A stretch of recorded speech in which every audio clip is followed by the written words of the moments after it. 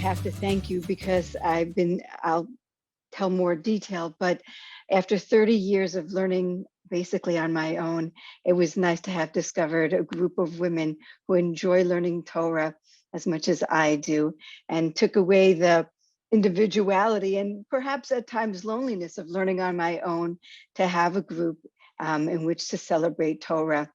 I'll start with the Alter Rebbe. I learned Tanya Yomi, and just this week in chapter 34, the Alter Rebbe says, how do we build a mishkan in each one of us? It says, V'shachanti b'tocham. We all know the famous midrash, how Kadosh Baruch Hu has to dwell within us. So the Rebbe asks, with the Beis HaMikdash destroyed, how is it that we have the Beis HaMikdash within ourselves? And that is to learn Torah. So I started in 1974. My Zaidi, Rabbi Chaim Davis, was living in Far Rockaway, and Rabbi Pelkovitz, the rabbi of the White Shul, and he had a discussion about bringing Daf Yomi to the 5 towns. My grandfather, my Zaidi, was Gabbai Rishon in Torah Vadas in Williamsburg, and they had moved from Brooklyn to the 5 towns in 1965. And Rabbi Pelkovitz and my Zaidi created the first Daf Yomi group in the 5 towns in the White Shul. My father, Alav HaShalom, completed HaShas several times. And as I related to Rabbanit Farber, he was in the hospital doing well, and it was the Erev Shabbos, and I went to visit him, and I put on his talis and tefillin with him, and we said Shema, and I was asked to leave the hospital because it was in the middle of COVID, and an hour later, he was nifter. The last words were to my nephew, Suri. He asked, how is the daf?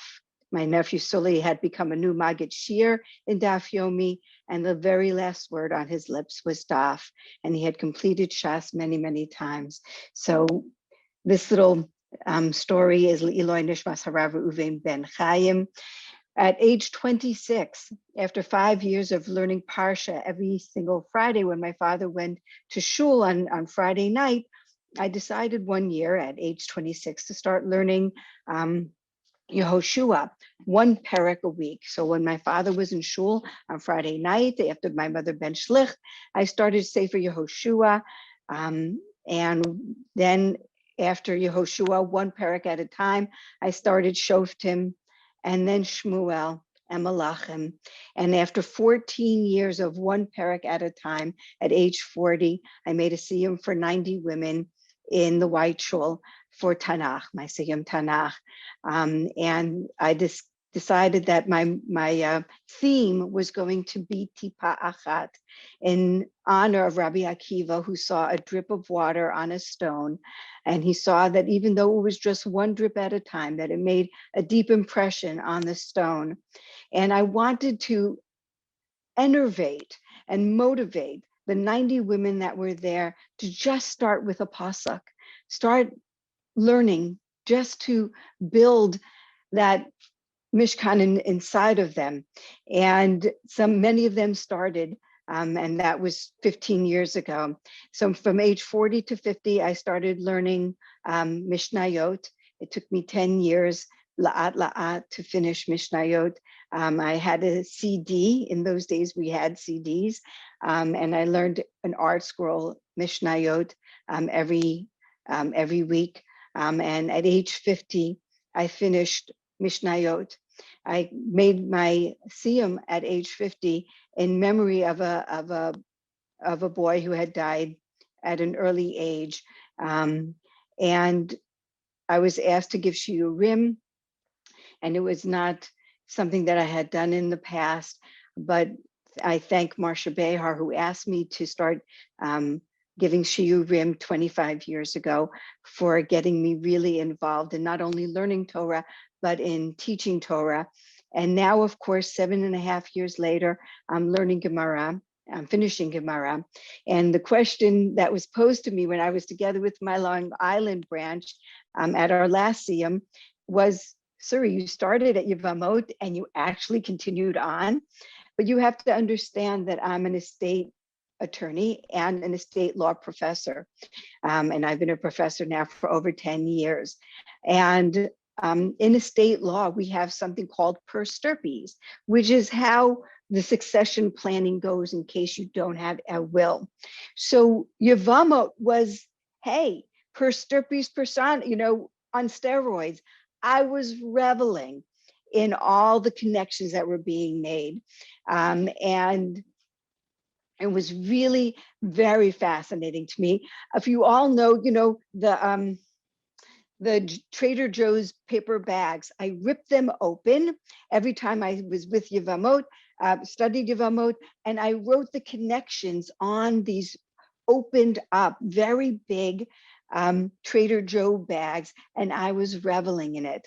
And I want to tell those who are starting Yevamot this.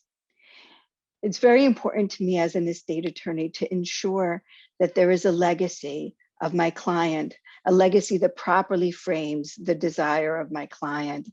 We have to understand that Yevamot is lahakim et shem hamez b'Yisrael, to create a spiritual legacy for a man who had the mitzvah of pru or vu that was never fulfilled. And we have to understand that it is so very important, this spiritual legacy, that the Gemara takes 244 amudim to discuss how we can honor a man who died childless after marrying, who didn't have somebody with whom he could leave a legacy. I wanted to also understand, I want you to understand that what motivated me, besides for Yevamot and all these 30 years, I want you to understand that what motivated me was my ability to say the Hadran and to say, Shaloya mush tamush Torah mipi umipi zari. Understanding that when I started at 26, I was single and I had no children. And it was always a hope that I would marry and have children. And as I did marry, I kept, as the Torah was my anchor over these 30 years, as I married and then as I had children and as I raised adolescents, and as I am now marrying off my children, Kenai Nahara, I'm on number 2, and Amir Hashem by June, I will have married off 3 children in 2 years over the pandemic, which was a nace in and of itself. But Torah was always my anchor, and the ability to say mi pi umi zari v'tze'etze'enu v'tze'etze'e amcha beit Yisrael kulanu. In the darkest times, in the greatest times, I worked the drip every time to say, get to that hadron, to thank HaKadosh Baruch Hu that he let me finish this, have this siyum. And of course, in the hadron, we ask Hashem that just as we finished and had the ability that HaKadosh Baruch Hu allowed us to have this siyum, that we should both be zocha to have future siyumim. And that has lasted me even through cancer diagnoses, through divorce, through, as I said, child rearing. Torah was always my anchor. The Torah learning was always my anchor, the ability to say the Hadran and to ask HaKadosh Baruch Hu for the continuity of generations. It harkens back to my Zaidi, who started the Daf in the 5 towns, and to my father. And my daughter now is Amir Hashem this Sunday will start her Bayit Ne'eman B'Yisrael. She loves learning Torah, and it's a legacy that I hope that each one of you bring not only to yourself and to your family, but to all Klal Yisrael, because as women, our Torah learning is honored. In the Haggadah, where it says At Petachlo, there was an understanding that Aleph to Taf, we are the Akeret Habayit, and it's we who instill this in our children.